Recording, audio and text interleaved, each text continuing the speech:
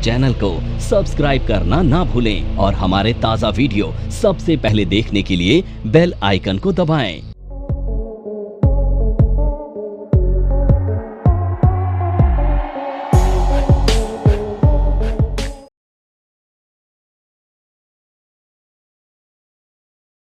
अब हम बात करते हैं कैपिटल मार्केट की। तो कैपिटल मार्केट क्या होती है, इससे अच्छे से सीखते हैं, ठीक है। सो अब कैपिटल मार्केट ना एक प्लेटफॉर्म है जहां पर सिक्योरिटीज को ट्रेड किया जाता है। तो सिक्योरिटी एक्ट 2013 में डिफाइन किया गया है कि जो भी फाइनेंशियल ट्रांजैक्शन होती है या ट्रेडेबल जो भी चीज़ें होती हैं उनको हम सिक्योरिटी बोलते हैं। जैसे बॉन्ड हो गया, म्यूचुअल फंड हो गया, ठीक है, डेरिवेटिव हो गया, शेयर्स हो गए, ये सारी के सारी क्या है, सिक्योरिटी के पार्ट हैं, राइट। तो सिक्योरिटी जो ट्रेड होती है वो प्लेटफॉर्म कौन सा होता है, कैपिटल मार्केट। यानी कैपिटल मार्केट क्या है, वो प्लेटफॉर्म जहां पे सिक्योरिटीज ट्रेड की जाती हैं। अब सवाल ये उठता है कि ये ट्रेड करने वाले भाई लोग कौन हैं। तो आप जैसे इंडिविजुअल हो सकते हैं, कंपनीज हो सकती हैं, और कंपनीज तो सरकारी भी हो सकती हैं और प्राइवेट भी हो सकती हैं। तो ये वो प्लेटफॉर्म है जहां पर सिक्योरिटी ट्रेड की जाती है। ट्रेड करने वाले इंडिविजुअल लोग भी हो सकते हैं और कॉर्पोरेट भी हो सकते हैं। अब यहां पर ये जो कैपिटल मार्केट है ना, ये दो मार्केट का कॉम्बिनेशन मानी जाती है। तो सबसे पहले होती है प्राइमरी मार्केट। प्राइमरी मार्केट आप लोगों ने सुना, आईपीओ, इनिशियल पब्लिक ऑफरिंग। तो ये आईपीओ किसका पार्ट होता है, प्राइमरी मार्केट का पार्ट होता है। दूसरा होता है सेकेंडरी मार्केट। सेकेंडरी मार्केट कहते हैं एक्सचेंज को, जहां पर शेयर्स में ट्रेड होते हैं ना, उनको कहा जाता है सेकेंडरी मार्केट। तो कैपिटल मार्केट दो मार्केट का कॉम्बिनेशन है, प्राइमरी और सेकेंडरी। अब इसे डिटेल में सीखते हैं, समझते हैं। तो सबसे पहले हमें आईपीओ समझना है, आईपीओ क्या होता है और यहाँ पर किस तरह से इन्वेस्टमेंट करते हैं और कौन सी कंपनियां होती हैं जो आईपीओ लाती हैं, क्यों लाती हैं, ठीक है। तो मुझे एक बात का जवाब दीजिए, अगर आपको बिजनेस करना है, ठीक है, तो आपको किस चीज़ की ज़रूरत पड़ेगी, पैसे की, कैपिटल। अब ये कैपिटल कहाँ से मिलेगा आपको, इन्वेस्टर से, बैंक से मिलेगा, शाबाश, और इन्वेस्टर से मिलेगा, शाबाश, और कहाँ से मिलेगा, डेट से मिल जाएगा, बिल्कुल ठीक है, वो लोन ले लिया आपने बैंक से, ठीक है, और शाबाश, आईपीओ लाके, ये भी एक तरीका हो सकता है। अब मेरा एक मानते हैं हम कि ये आईपीओ में आपको फंड की ज़रूरत है, ठीक है, और फंड किस लिए, एक्सपेंड करने के लिए बिजनेस। अब ये जो फंड्स है ना, ये दो तरीके से रेस किए जा सकते हैं, एक तो थ्रू डेट और थ्रू इक्विटी। डेट का मतलब हो गया आपने पैसा उधार ले लिया, इक्विटी का मतलब हो गया कि आपने ओनरशिप दे दी और बदले में पैसा ले लिया, यानी partnership they the, in short. अब मेरा एक सवाल है कि क्या डेट लेना एक समझदारी वाला डिसीजन हो सकता है या इक्विटी एक समझदारी वाला डिसीजन हो सकता है। तो आपको ना इस डिसीजन पे पहुंचने के लिए दो एस्पेक्ट को सोचना पड़ेगा। पहली चीज कि अगर आपने डेट के थ्रू फंड रेजिंग किया है ना, तो पार्टनरशिप तो आपने डाइल्यूट नहीं की है, आपने शेयर होल्डिंग तो डाइल्यूट नहीं की है, सारी की सारी ओनरशिप सिर्फ आपके पास रहेगी। पर रिस्क क्या है कि अगर बिजनेस फेल हुआ तो नुकसान आपका और पैसा वापसी करने की लाइबिलिटी भी आपकी, ठीक है, ये एक रिस्क है। दूसरी तरफ अगर आपने इक्विटी डाइल्यूट कर दी तो आपने लोगों को बना लिया पार्टनर, और जब लोगों को आपने पार्टनर बना लिया तो जो रिस्क है वो भी तो आपने डिवाइड कर दिया। तो अगर गलती से बिजनेस फेल हो गया तो आपका रिस्क तो लिमिटेड है। तो इन दोनों डिसीजन में से कौन सा डिसीजन आपके लिए ज़्यादा सही रहेगा, तो आप बोलेंगे सर इक्विटी ज़्यादा बेस्ट है, और इसीलिए कंपनी भी इसी को ऑप्ट करती है और फंड रेज कर लेती है। तो फंड रेज करने के लिए, जी बोलिए, अगर कंपनी के पास कैश फ्लो बहुत अच्छा है, मतलब कि अफोर्ड कर सकते हो डेट, तो फिर वो डाइल्यूट नहीं करेगी ना। तो मैंने ये कंडीशन तो दी ही नहीं ना, मैं तो आईपीओ समझा रहा हूं आपको अभी। अगर कोई कंपनी के पास इनफ पैसा है तो क्यों वो फंड रेज करेगी, फंड रेज तो वही कंपनी करेगी जिसको पैसे की जरूरत है, ठीक है। चलिए, तो ये समझ में आ रहा है। तो कहने का मतलब ये है कि कंपनियां इक्विटी को ही क्यों ऑप्ट आउट करती हैं, क्योंकि इसमें रिस्क कम है, ठीक है, और लाइबिलिटी भी कम है। अब मेरा ये सवाल है कि क्या कोई भी कंपनी आईपीओ ला सकती है, मेरा सवाल है ये आप लोगों से, क्या कोई भी कंपनी आईपीओ ला सकती है। तो जवाब है नहीं, कोई भी कंपनी आईपीओ नहीं ला सकती है। और पता क्यों नहीं ला सकती है, क्योंकि अगर कोई भी कंपनी आईपीओ ले आई ना तो हर दिन नए विजय माल्या पैदा होंगे, हाँ हाँ, और पैसा लेके चले जाएंगे। तो इसलिए सरकार बड़ी चौकन्नी है, सेबी बड़ी चौकन्नी है, वो किसी भी कंपनी को अलाउ नहीं करती है कि वो आईपीओ लाए। पर सेबी ने ना, सेबी आपको पता है क्या है, security exchange board of India, जो कि रेगुलेटर है स्टॉक मार्केट का, फाइनेंशियल मार्केट का, इसने कुछ नियम बना रखे हैं, रूल्स एंड रेगुलेशंस बना रखे हैं। अब उन रूल्स रेगुलेशंस को जो भी पूरी तरह से फुलफिल करता है ना, वो कंपनी आईपीओ ला सकती है। तो देखो आईपीओ के प्रोसेस को समझने के लिए ना हम ये अज्यूम करेंगे कि ये जो XYZ कंपनी है ना, ये पूरी तरह से उन सारे कॉम्प्लाइंस को फुलफिल करती है जो सेबी ने बनाए हैं, और वो आईपीओ ला सकती है। ठीक है, तो अब मान लेते हैं कि एक कंपनी है जिसका नाम है XYZ, और ये पूरे कंप्लाइंस को फुलफिल करती है, और अब ये आईपीओ ला सकती है। तो आईपीओ लाने के लिए इसको क्या क्या करना पड़ेगा वो मैं समझाने की आपको यहाँ पे कोशिश करता हूँ। तो देखो सबसे पहला स्टेप क्या होता है कि जब सेबी की कोई भी कंपनी, सेबी से कोई भी कंपनी जब परमिशन लेती है ना आईपीओ के लिए, तो परमिशन उसे तब मिलती है जब उसके पास डॉक्यूमेंटेशन होता है पूरा। ठीक है, और वो अप्रूवल के लिए सेबी को भेजा जाता है, और सेबी जब उसे अप्रूव कर देती है उसके बाद आईपीओ की परमिशन मिलती है। तो सबसे पहले इस कंपनी को ये पता है कि जो सेबी ने टर्म कंडीशन बना रखी है ना आईपीओ के लिए, वो तो सारी की सारी फुलफिल करती हूं मैं, बट इसको अब ये नहीं पता कि नेक्स्ट स्टेप क्या होना चाहिए। तो ये क्या करेगी, एक मर्चेंट बैंकर को हायर कर लेगी ये कंपनी। और मर्चेंट बैंकर कौन होता है पता है, मेंटोर होता है, जो इसको सारे के सारे रास्ते में ये बताता है कि आपको कब कब क्या क्या करना है। ठीक है, तो सबसे पहले जो ये कंपनी है XYZ, ये क्या करेगी, मर्चेंट बैंकर को हायर करेगी। अब ये मर्चेंट बैंकर कौन होता है पता है, मर्चेंट बैंकर को ना हम लीड मैनेजर और इन्वेस्टमेंट बैंकर भी कहते हैं। इन सबको क्या कहा जाता है, मर्चेंट बैंकर कहा जाता है। ठीक है, अब ये ना इसको मेंटोरशिप दे रहा है, किसको, लीड मैनेजर को, और बदले में क्या ले रहा है, फीस चार्ज कर रहा है। अब मैं बताता हूँ मर्चेंट बैंकर के कुछ एग्जांपल देता हूँ आपको। Kotak Mahindra bank, ICICI bank, Motilal Oswal, angel, city, ये बहुत सारे मैंने आपको नाम बताए जो मर्चेंट बैंकर के नाम है। तो ये जो मर्चेंट बैंकर है ना, जैसे मैंने अभी कोटक बोला ना सबसे पहले, तो कोटक तो आप सोचेंगे कमर्शियल बैंक है। तो देखिए इनके ना अलग अलग वर्टिकल्स होते हैं। जैसे आपने देखा होगा FMCG एक कंपनी है, ITC, और एक कंपनी है HUL, तो वो बहुत सारी चीज़ें बनाती है ना। ठीक इसी तरह से एक जो कंपनी होती है ना, वो कई वर्टिकल्स में काम कर सकती है। तो जो कोटक महिंद्रा बैंक है, उसका एक वर्टिकल है प्राइवेट बैंकिंग, कमर्शियल बैंकिंग, और दूसरा वर्टिकल क्या है, ठीक है, मर्चेंट बैंकिंग। तो इसके लिए RBI और सेबी से लाइसेंस लेना पड़ता है, और फिर ये मर्चेंट बैंकिंग की सर्विसेज भी दे सकते हैं। अब मर्चेंट बैंकर क्या चार्ज करता है, और फी कितनी होती है, 1% से लेकर 3% तक ऑफ टोटल आईपीओ साइज। ठीक है, अब मान लेते हैं एग्जांपल के तौर पे आईपीओ का साइज है 1000 करोड़ का, तो फी कितनी हो गई, अगर हम 1% से लेते हैं तो 10 करोड़, और 3% से लेते हैं तो 30 करोड़। ठीक है, आ रहा है समझ में। अब ये जो मर्चेंट बैंकर है ना, ये DRHP प्रिपेयर करता है। अब DRHP प्रिपेयर करने का काम किसका है, किसका है, मर्चेंट बैंकर का। और अब ये DRHP क्या होती है पहले इसे समझो, draft of red herring prospectus. Basically ये कंपनी की जन्म कुंडली है, जो सारी की सारी डिटेल देती है कंपनी के बारे में, कंपनी क्या करती है, कंपनी के जो डायरेक्टर हैं वो कैसे हैं, कंपनी के पास कितना लोन है, कितनी एसेट्स हैं, ये सारी चीज़ें। और कंपनी इस आईपीओ के पैसे का क्या करेगी, फ्यूचर प्लान, सारी चीज़ें किसकी जानकारी में, ये सारी चीज़ें किस में होती हैं, DRHP में होती हैं। और ये DRHP बनाने का काम किसका है, मर्चेंट बैंकर का। ठीक है, और ये DRHP क्यों बनाई जाती है पता है, ताकि इसे अप्रूवल के लिए सेबी को भेज दिया जाए। तो इसको सेबी अप्रूव करती है DRHP को। ठीक है, तो सेबी को सेंड किया जाता है इसको, ताकि सेबी अप्रूव करे इसे। और अगर सेबी ने इसे मान लेते हैं अप्रूव कर दिया DRHP को, तो आईपीओ आ सकता है। ठीक है, तो आईपीओ आ सकता है। समझ में आ रहा है, यहां तक मिटा दूं। अब ये मान लेते हैं कि आईपीओ मार्केट में आ जाता है। ठीक है, तो आईपीओ ना ओपन होता है 3 वर्किंग डे के लिए। 3 वर्किंग डे के लिए आईपीओ ओपन होता है। ठीक है, और ये जो आईपीओ होता है ना, इसमें टाइप ऑफ इन्वेस्टर्स होते हैं। तो वो जो इन्वेस्टर्स होते हैं ना, वो 3 तरीके के होते हैं।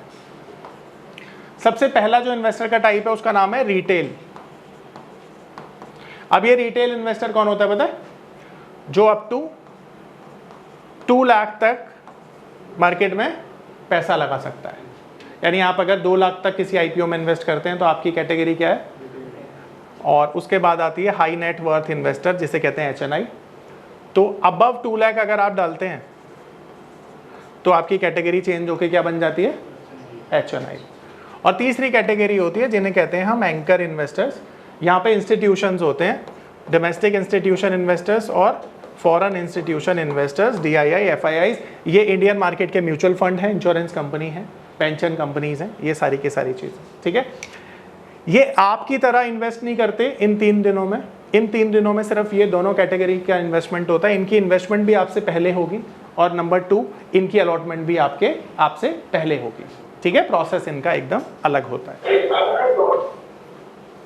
सर DII सर FIIs को थोड़ा एलैबोरेट कर सकते हैं क्योंकि काफी कंसर्न आता है। देखिए DIIs का मतलब हो गया डोमेस्टिक इंस्टीट्यूशन इन्वेस्टर्स। वो इन्वेस्टर्स जो एक कंपनी के तौर पर म्यूचुअल फंड चला रहे हैं, इंश्योरेंस चला रहे हैं या पेंशन कोई हाउस चला रहे हैं, ये सारी कंपनियां DIIs यानी जो इंडियन कंपनियां हैं उनको हम DIIs बोलते हैं। फॉरेन से जो सेम चीज़ें करती हैं कंपनियां, इनको हम FIIs बोलते हैं। यानी कि जो फॉरेन मार्केट की कंपनियां हैं, जो म्यूचुअल फंड की तौर पर रजिस्टर्ड हैं या जो इन्वेस्टमेंट कंपनी के तौर पर रजिस्टर्ड हैं, जब वो हमारे यहाँ पर इन्वेस्टमेंट करती हैं तो उनको FIIs बोला जाता है, फॉरेन इंस्टीट्यूशन इन्वेस्टर्स। ये जो IPO की प्राइसिंग होती है कैसे होती है, अब ये समझते हैं। तो IPO की प्राइसिंग के लिए ना हमारे पास 2 तरीके होते हैं।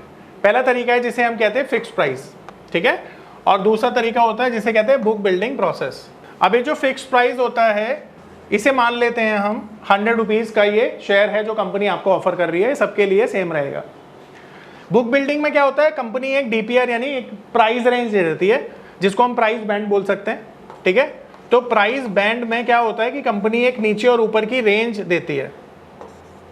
तो प्राइस बैंड कैसा है, मान लेते हैं 100 रुपीज़ और 101 रुपीज़। अब अगर आपको लगता है कि आपको ये शेयर 100 रुपीज़ पर बाय करना चाहिए तो इसको बोलते हैं फ्लोर प्राइस। आपकी जो बिड है वो 100 रुपीज़ पर हो सकती है। अगर आपको लगता है कि आपको ये हर हालत में खरीदना है तो आप हायर बिड कर सकते हैं, जिसे हम कहते हैं कैप प्राइस। आप इसके ऊपर बिड नहीं कर सकते, इसके नीचे नहीं कर सकते, ठीक है। अब मान लेते हैं आपने यहाँ पर कैप प्राइस पर बिड करी तो आपके चांसेस ज़्यादा हैं IPO के मिलने के, ठीक है। यहाँ पर करी तो चांसेस कम है, तो आपको हमेशा कैप प्राइस पर बिडिंग करनी चाहिए जब भी आप IPO के लिए अप्लाई करते हैं, ठीक है। आ रही बात समझ में। अब IPO में नॉर्मली आप इन्वेस्टमेंट करते हो ना, तो एक लॉट साइज होता है। लॉट साइज का मतलब होता है टोटल नंबर ऑफ शेयर्स, ठीक है, और एक होता है इसका IPO का टिकट साइज। अब टिकट साइज का मतलब होता है टोटल इन्वेस्टमेंट कितनी कर रहे हो आप। तो मान लेते हैं यहाँ पर एक कंपनी है, हमने XYZ का एग्जांपल लिया है, तो XYZ कंपनी ना 100 रुपये में अपना शेयर इशू कर रही है, ठीक है। एंड यहाँ पर ये जो लॉट साइज है ना, इसको कहते हैं टोटल नंबर ऑफ शेयर्स। तो यहाँ पे 150 शेयर्स का एक लॉट है, तो हम क्या करेंगे, यहाँ पे 150 से मल्टीप्लाई कर देंगे ना इसको, तो कितना आ जाएगा 15,000 ना। तो ये 15,000 क्या हो गया, टिकट साइज हो गया, ठीक है, इस IPO का। अब यानी कि आप एज अ इन्वेस्टर रिटेलर आप कितने लॉट में अप्लाई कर सकते हैं, 13 लॉट में अप्लाई कर पाएंगे। अगर मैं 14 लॉट्स में अप्लाई करूं तो एक्सीड हो जाएगी ना हमारी इन्वेस्टमेंट 2 लाख के अबव, तो आपकी कैटेगरी चेंज हो गई। समझ पा रहे हैं। तो ये आपकी मैक्सिमम लिमिट है जो आप कर सकते हैं विद इन 2 lakhs, ठीक है।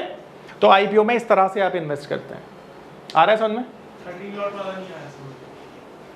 इसको मल्टीप्लाई करो, 15,000 को 13 से कितना आएगा, 1,95,000 समथिंग आएगा। देखो करो, नहीं दिक्कत नहीं होती, आपको ज़्यादा इन्वेस्टमेंट करना है वहाँ पे, अबव 2 लाख कितना, ठीक है। तो इसका मतलब क्या हुआ कि अगर मैं 14 लॉट कर दूंगा तो इन्वेस्टमेंट कितना हो जाएगा, 2,10,000। ज़्यादा हो गया ना, तो मैं मैक्सिमम कितना कर पाऊंगा, ठीक है। आ रहा है समझ में। तो इस तरह से आ गया, क्लियर है। अब IPO क्लोज हो जाता है, ठीक है, IPO क्लोज्ड हो गया, ठीक है। अब ये IPO क्लोजिंग के बाद क्या होगा, आपका अलॉटमेंट होगा, शेयर्स मिलेंगे नहीं मिलेंगे। तो देखो जब IPO क्लोज होता है ना, तो सबसे पहले IPO इन्वेस्टमेंट कैसे करते हैं IPO में, ये समझा देता हूँ आपको। तो देखो आपके पास ना एक बैंक अकाउंट होता है, ठीक है। आपके बहुत सारे ऐप हैं जिसमें UPI आप यूज़ करते हैं। आपका एक होता है डीमेट अकाउंट। तो डीमेट अकाउंट वो अकाउंट होता है जिसमें आप शेयर्स को खरीदते हैं। तो ये डीमेट अकाउंट ना आपके बैंक अकाउंट से लिंक्ड होता है, ठीक है। तो जब भी आप आईपीओ में इन्वेस्ट करेंगे तो एक जो बैंक की एप्लीकेशन के थ्रू भी ये किया जा सकता है, यूपीआई के थ्रू भी किया जा सकता है। तो जो आपका ब्रोकर है ना, जिसके पास आपका डीमेट अकाउंट है, वहां पर एक आईपीओ अलॉटमेंट का वहां पर आईपीओ एप्लीकेशन का एक ऑप्शन होता है। तो उस आईपीओ एप्लीकेशन में जब आप जाते हैं ना, तो वहां पर आप सेलेक्ट करते हैं कि आपको कितना इन्वेस्टमेंट करना है, कितने लॉट्स बाय करना है। वहां से आपको यूपीआई का लिंक जनरेट होता है और यूपीआई के थ्रू पेमेंट हो जाती है, ठीक है। अब ये जो पेमेंट होती है ना, ये एसबा के थ्रू आपका बैंक ना होल्ड कर लेता है, ब्लॉक कर देता है। तो इसे कहते हैं एप्लीकेशन सपोर्टेड ब्लॉक्ड अमाउंट।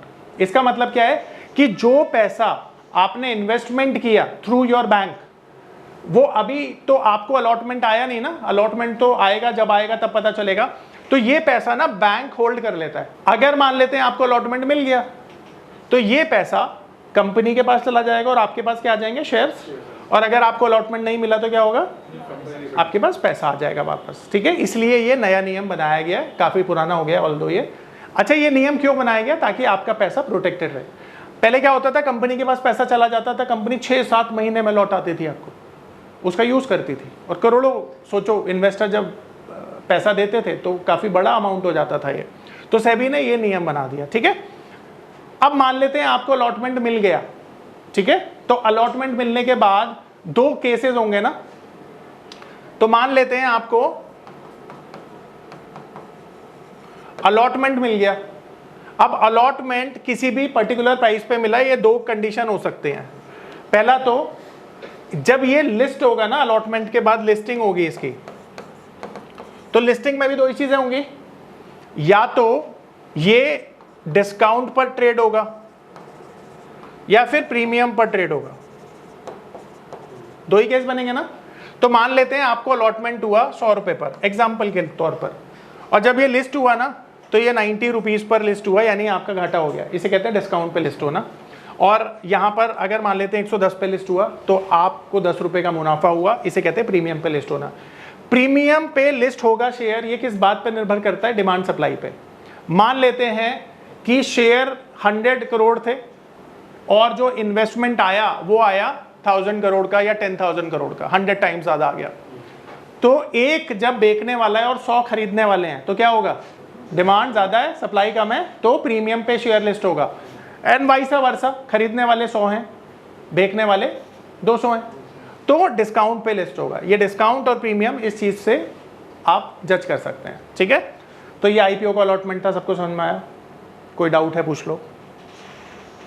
अब जहां पर आईपीओ लिस्ट होता है उसी को सेकेंडरी मार्केट कहते हैं, जिसे एक्सचेंज के नाम से जाना जाता है, आप सबको पता है, ठीक है।